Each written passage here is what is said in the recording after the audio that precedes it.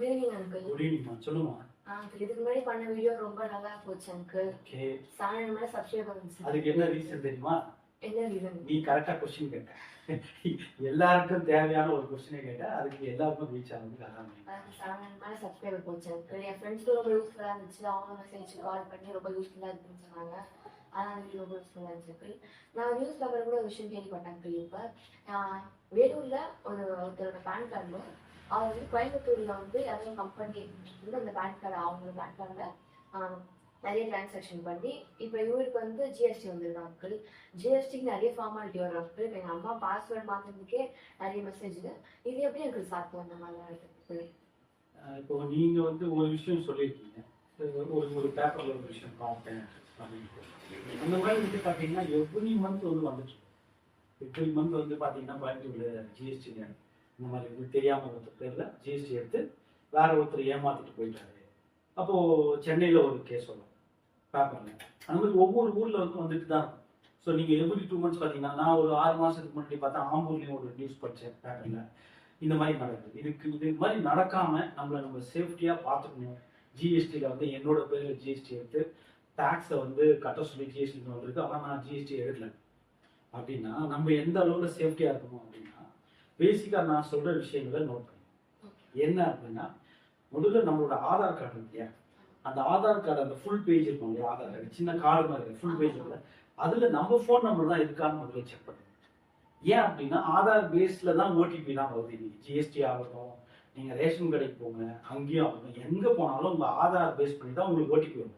உங்கள் ஓடிபி எப்படி வரும் அப்படின்னா, நீங்கள் என்ன நம்பர் ஆதாரில் கொடுத்துருக்கீங்களோ ஃபோன் நம்பர், அதுக்கு தான் ஓடிபி வரும். அப்போ இப்போ ஆதார் கார்டு எடுத்துட்டு நான் சொல்றதை இமீடியட்டா செக் பண்ணுங்களா. ஆதார் கார்டை எடுத்து பாருங்க, அதுல இருக்கிற ஃபோன் நம்பர் உங்க கையில இருக்காது.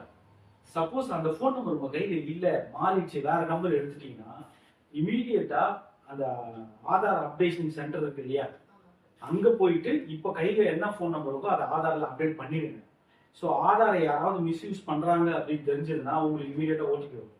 ஸோ இமீடியட்டா நீங்க அதை லாக் பண்ண முடியும், அவாய்ட் பண்ண முடியும். சப்போஸ் ஆதார்ல இருக்கிற ஃபோன் நம்பர் நீங்க எப்படியோ யூஸ் பண்ணிட்டு அதை வேணாலும் விட்டு பண்ணுவீங்க. ஸோ அதுக்கப்புறம் நீங்க புது நம்பர் வச்சு கையில வச்சுருக்கீங்க. அப்போ ஆதார்ல இருக்கிற ஃபோன் நம்பர் உங்ககிட்ட இல்லை அப்படின்னா அப்ப என்ன நடக்கும்? ஆதார்ல இருக்கிற ஃபோன் நம்பர் தான் ஓடிபி போகும். அதை யாராவது யூஸ் பண்ணியிருந்தாங்கன்னா மிஸ்யூஸ் பண்றதுக்கு நிறைய வாய்ப்பு இருக்கு. அப்போ ஒரு ஜிஎஸ்டி எடுக்கணும் அப்படின்னா ஆதார் பேசிக், பேன் நம்பர் அடுத்து கேட்கறாங்களா, அப்போ இதுல வந்து ஆதார் நம்ம போட்டு ஜிஎஸ்டி அப்லோட் பண்ணி ஜிஎஸ்டி நம்பர் எடுக்கும்போது ஓடிபி வரும். ஓடிபி வராமல் ஜிஎஸ்டி நம்பர் ஜென்ரேட் பண்ணவே முடியாது, அப்ளிகேஷன் சப்மிட் பண்ணவே முடியாது. கரெக்டா? அப்போ ஆதார் தான் பேசிக் டாக்குமெண்ட். ஃபர்ஸ்ட் நீங்க செக் பண்ணிட்டு ஆதார்ல இருக்கிற ஃபோன் நம்பர் உங்களுக்கு தான் இல்லையா, உங்களுக்கு இல்லை அந்த பழைய நம்பர் தான் வந்து என்கிட்ட அந்த நம்பர் இல்லைன்னா இமீடியட்டா ஆதாரோட சென்டர்ல போயிட்டு அப்டேட் பண்ணிங்கன்னா புது நம்பர். இல்லாதட்டு இந்த மாதிரி மிஸ்யூஸ் பண்றதுக்கான வாய்ப்புகள் ரொம்ப அதிகம். அப்புறம் நாளைக்கு ஜிஎஸ்டி நோட்டீஸ் வந்து என்ன 20 கோடி கட்ட சொன்னாங்க, 30 கோடி கட்ட சொன்னாங்கன்னா அதெல்லாம் வாய்ப்புகள். இன்னைக்கு இந்த ஃப்ராட்னு சொல்லுவாங்க, ஆன்லைன்ல டிஜிட்டல் ஃப்ராட் பண்றாங்க, இதெல்லாமே நிறைய வாய்ப்புகள். அப்போ நம்மளோட ஆதார் கார்டு நம்மளோட உரிமை, அதுல இருக்கிற ஃபோன் நம்பர் நம்மளுக்கு தான் ஃபர்ஸ்ட் செக் பண்ணுங்க. அதை நீங்க பேசிக்கா இதை செக் பண்ணிட்டாவே ஜிஎஸ்டியில இருந்து நீங்க வந்து இந்த மாதிரி தேவையில்லாத நோட்டீஸ் வர்றதை அவாய்ட் பண்ணலாம். ஏன்னா நீங்க ஜிஎஸ்டி எடுக்கல, ஆனா உங்களை ஜிஎஸ்டி எடுத்த மாதிரி சொல்லி கட்டுறாங்க, வேற யாரும் உங்க பேர்ல ஜிஎஸ்டி எடுத்துருப்பாங்க. அப்போ இதை அவாய்ட் பண்ணணும். ஒண்ணு. ரெண்டாவது, ஜிஎஸ்டி எடுக்கணும் அப்படிங்கும்போது நீங்க வெளியே போயிட்டு தேர்ட் பார்ட்டி ஜிஎஸ்டி தான் நிறைய பேர் சின்ன சின்னதா கடைகள்லாம் வச்சு நாங்கள் ஜிஎஸ்டி எடுத்து தரேன்னு சொல்லுவாங்க. அந்த மாதிரி இடத்துல போகாம ஒரு ஆடிட்டர் கிட்ட போய் ஜிஎஸ்டி எடுத்தீங்கன்னா ப்ராப்பரா இருக்கும். ஸோ அது வந்து மிஸ்யூஸ் ஆகாது. அப்போ ஆடிட்டர் தேடி போய் அவர்கிட்ட நீங்க ஜிஎஸ்டி நம்பர் எடுத்தால் பெஸ்ட். வெளியே இருக்கிற சின்ன சின்ன கடைகளில் நாங்கள் ஜிஎஸ்டி எடுத்து தரோம் அன்ஆத்தரைஸ்டு பர்சன் கிட்ட போயிட்டு நீங்க எடுத்தீங்கன்னா இந்த மாதிரி பிரச்சனைகள் நிறைய வரும். அப்போ 2 விஷயம் பேசிக்கா பார்க்கணும். ஒன்று, ஆதார்ல இருக்கிற என் நம்பர் என்னோட ஃபோன் நம்பர் தான், நீங்க டேட்ல செக் பண்ணுங்க. நம்பர் அது பழைய நம்பர் உங்ககிட்ட இல்லைன்னா உடனே அப்டேட் பண்ணுங்க. அடுத்தது ஜிஎஸ்டி நம்பர் எடுக்கணும்னா அதுக்குன்னு ஆடிட்டர்ஸ் இருக்காங்க, ஆடிட்டர் கிட்ட போய் எடுத்தீங்கன்னா இந்த மாதிரி பிரச்சனைகள் பின்னாடி வரும். கிளியரா? Okay, thank you. உங்களுக்கு இப்போ அந்த பாலியை பொறுத்தவரை கேஸ் எடுத்துறாங்க. சப்போஸ் அவங்க யாராவது அசம்பாவிதமா இருக்குன்னு சொன்னா அந்த கேஸ் கவர்மெண்ட் அப்படியே க்ளோஸ் பண்ணிருப்பாங்க. இதான் நம்ம நாமினி வேலை ஏதாச்சும் போட்ட கேஸ் எடுத்துக்கலாம். பேசிக்கா இப்போ நீங்க அந்த ஜிஎஸ்டியில வந்து பாதிக்கப்பட்ட ஏமாற்றப்படும் அவர் பேர்ல வேற யாரும் ஒருத்தர் ஜிஎஸ்டி எடுத்துட்டாரு, இவர் அதனால பாதிக்கப்பட்டாரு. இவர் அந்த கேஸ் யாரோ ஒருத்தர் நான் எடுத்துட்டு எனக்கு தெரியாம யாரோ பண்ணிட்டாங்க இல்லையே எஸ்பி ஆஃபீஸ்ல போயிட்டு எஃப்ஐஆர் ஃபைல் பண்றாரு, அப்ஜெக்ஷன் கொடுக்குறாரு, கமிஷன் ஆஃபீஸ்ல வச்சாங்க. இந்த கேஸ் ரன் ஆகிட்டு தான் அவரை கண்டுபிடிக்க யார் உண்மையிலேயே ஃப்ராட் யார் பண்ணாங்களோ அவரை கண்டுபிடிக்க வரையும் இந்த கேஸ் ரன்னிங். ஓகேவா? இவரு பொறுத்தவரை விக்டிம் தான், பாதிக்கப்பட்டவர் தான். ஓகேவா? இவர் மேல ஃபர்தரா எதுவும் கேசஸ் அவங்க ஃபேமிலி மேல அதெல்லாம் நடக்கிறதுக்கு வாய்ப்பு இல்லை. ஏன்னா நம்மளே இவங்க சொல்லியிருக்கோம் பாதிக்கப்பட்டவர்னு சொல்லுவாங்க இல்லையா? யாரோ ஒருத்தரால அவர் ஏமாற்றப்பட்டார். கரெக்டா? அப்போ ஏமாத்துறவங்க யாரோ அவங்க மேலதான் சிவியர் ஆக்ஷன் இருக்கு. ஸோ இவர் ஃபேமிலி மேல எடுத்துட்டாங்க. இது வந்து எனக்கு தெரிஞ்சுக்கணும். வேலூர், குடியாத்தம், ஆம்பூர், கோயம்புத்தூர், சென்னை இந்த மாதிரி நிறைய பேர் பாதிக்கப்பட்டிருக்காங்க. அவங்க பேர்ல வேற யாரோ ஜிஎஸ்டி நம்ம எடுத்து பண்ணாங்கன்னு பேப்பர்ல தான் நம்ம நிறைய நியூஸ் படிக்கணும். அவங்க மேல இது வரலாம் வந்து பெருசா ஆக்ஷன் எடுத்த மாதிரி அடுத்து ஃபர்தரா எந்த நியூஸும் வரல பேப்பர்ல. ஆனா யாரெல்லாம் ஃப்ராட் பண்ணாங்களோ அவங்கள அரெஸ்ட் பண்றது, அவங்க ப்ராப்பர்ட்டி எடுத்து ஆக்ஷன்ல வருது, அவங்க கிட்ட இருந்து மணி ரெக்கவரி பண்றது, இது எல்லாமே ஒரு பக்கம் நடந்துட்டு தான் இருக்கு. அப்போ கவர்மெண்ட் வந்து சிவியரா யார் வந்து ஃபாலோ பண்ணி ஐடென்டிஃபை பண்ணி அவங்க அரெஸ்ட் பண்ணாங்கன்னா ஃப்ராட் பண்ணவங்க பாதிக்கப்பட்டவங்களை பொறுத்தவரைக்கும் அவங்க வந்து சப்போர்ட் தான் பண்ணாங்க. அவங்க மூலியமா யார் இந்த ஃப்ராடை பண்ணுவாங்க அப்படின்றத தெரிஞ்சுட்டு அவங்க மூலியமா எடுத்துட்டு அதை ஐடென்டிஃபை பண்ணுறது தான் போயிருக்கு. அதனால சப்போஸ் பாதிக்கப்பட்டவர் இறந்துட்டாரு அப்படின்னா அவங்க ஃபேமிலி உங்களுக்கு போயிட்டீங்க அவங்க கேஸ் நடத்துவாங்க அப்படின்னா பாதிக்கப்பட்டவர் இறந்துட்டாருன்னா அவர் வந்து யாரால பாதிக்கும், யார் வந்து அவரை ஏமாத்துறாங்க, யார் அனுப்புறாங்க, அவங்க மேலதான் கேஸ் கண்டினியூ ஆகும். ஓகேவா? ஸோ இந்த பொறுத்தவரை நம்ம இங்க பாதிக்கப்பட்டவர்னு சொன்னதுக்கு அப்புறம் இந்த கேஸ் ஃபர்தரா மூவ் ஆகுமா அப்படின்னா இன்னைக்கு கேட்கணும் பேப்பர்ல எந்த ஒரு அப்டேஷனும் இல்லை. பட் இதே ஃப்ராட் பண்ணவங்க அவங்க ஃபேமிலி மெம்பர் உட்பட அரெஸ்ட் பண்றாங்க, அவங்களுக்கு யார் எது பண்ணாங்களோ அவங்கள அரெஸ்ட் பண்றாங்க, நம்மளுடைய ப்ராப்பர்ட்டி ரெக்கவரி பண்றாங்க. அதனால இந்த இடத்துல வந்து பாதிக்கப்பட்டவர்கள் சிவியரா பார்க்கறது வந்து ஜிஎஸ்டி கேஸ்ல யார் ஃப்ராட் பண்ணாங்களோ அவங்க மேலதான் சிவியரா சட்டம் வந்து பாயும், அவங்க மேலதான் ஆக்ஷன் எடுக்கிறாங்க. அதனால நீங்க கேட்கிற கொஸ்டின் வந்து பாதிக்கப்பட்டவர்கள் கூட கொஞ்சம் மாத்தி ஃப்ராட் பண்ணவங்க மேல அவங்க இறந்துட்டாலும் அவங்க ஃபேமிலி மேல, ஏன்னா அவங்க தானே என்ஜாய் பண்ணிட்டு இருக்காங்க அந்த ப்ராப்பர்ட்டி எல்லாம், அவங்க ஃபேமிலி மேல ஆக்ஷன் எடுப்பாங்க. ஃப்ராட் பண்ணவங்க இறந்தாலும் அவங்க ஃபேமிலி மெம்பர் மேல எடுப்பாங்க. எனக்கு தெரிஞ்சு வந்து ஒரு கேஸ் நான் வந்து பார்த்தேன். அவரு பையன் வந்து ஒரு ஜிஎஸ்டி நம்பர் எடுத்துட்டு டாக்ஸ் கட்டாம அவங்க எஸ்கேப் ஆகிடும். ஜிஎஸ்டி டிபார்ட்மெண்ட் என்ன பண்ணாங்கன்னா அவங்க அப்பாவோட ப்ராப்பர்ட்டி இருக்கு இல்லையா அதை ரெக்கவரி பண்ணிட்டாங்க. ஜிஎஸ்டி நம்பர் பையன் பேர், அவரு ஜிஎஸ்டி நம்பர் எடுத்து டாக்ஸ் கலெக்ட் பண்ணி கட்டாம அவரு போயிட்டு எஸ்கேப் ஆகிடும். அப்போ அவங்க அப்பா கிட்ட போயிட்டு அவரோட பேர்ல இருக்கும் ப்ராப்பர்ட்டியை அட்டாச் பண்ணி கேஸ் நடத்தி அதை எடுக்கிறாங்க. இப்போ கண்டிப்பா ஃபேமிலி மெம்பர் பாதிக்கப்படுவாங்க. ஃப்ராட் எல்லாம் பண்ணாங்கன்னா அவரோட நிற்காது, அவர் இறந்துட்டாலும் விட மாட்டாங்க.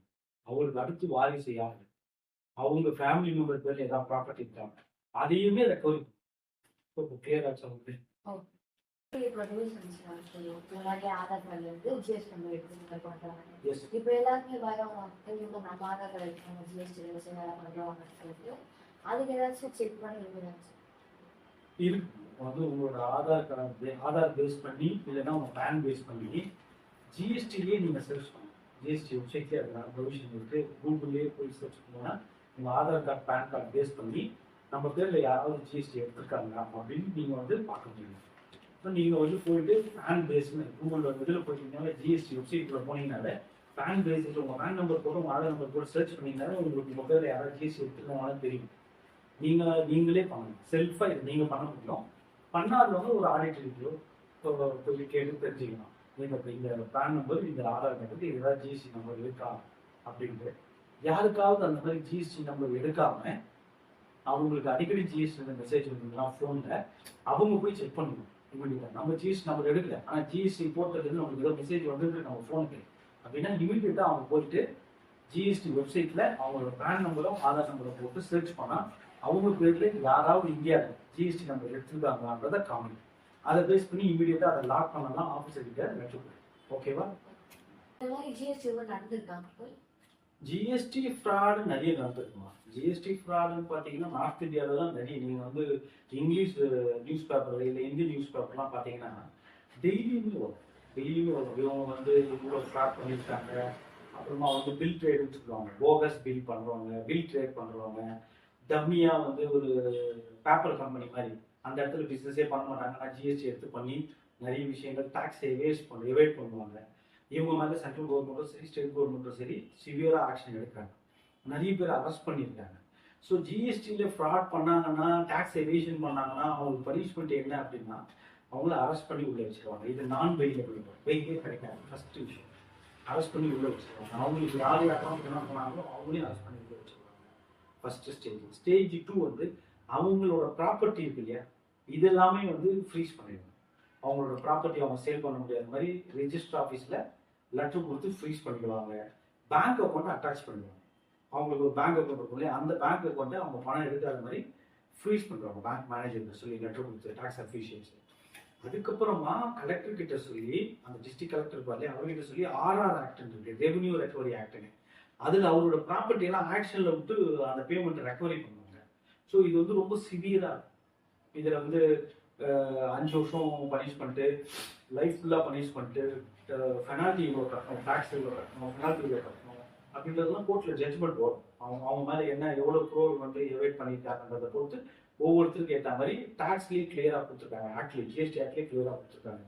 ஸோ அதனால் ஜிஎஸ்டி வந்து ஃப்ராட் பண்ணாங்க, டேக்ஸ் எவேஷன் பண்ணாங்கன்னா ஆக்ட்லேருந்து சட்டத்துக்கு முன்னாடி வந்து அவங்க தப்பிக்க முடியாது. ஏன் அப்படின்னா சட்டம் கிளியராக இருக்குது. கவர்மெண்ட்டும் வந்து கிளியராக அவங்க மேலே ஆக்ஷன் எடுக்கிறாரு. அரெஸ்ட் பண்ணுறது உட்பட அவங்க ப்ராப்பர்ட்டி எடுத்து சேல் பண்ணுறது, ஆக்ஷனில் விட்டு அவங்க கிட்ட இருந்து மணியை ரெக்கவரி பண்ணுறது எல்லாமே கிளியராக பண்ணுறாங்க. ஸோ இது வந்து நீங்கள் வந்து இங்கிலீஷ் நியூஸ் பேப்பர் இல்லைன்னா ஹிந்தி நியூஸ் பேப்பர்லாம் பார்த்தீங்கன்னா கிளியராக வரும். தமிழ் பேப்பர் கொஞ்சம் கம்மியாகும். காமன் பீப்புளாக இருக்கவங்க இந்த மாதிரி டெய்லி வேஜஸ் இந்த மாதிரி வாங்கணும் எதாவது நடந்திருக்கு அப்படின்னா அவங்களால வந்து டெய்லி வேஜஸ் தான் வாங்குறாங்க.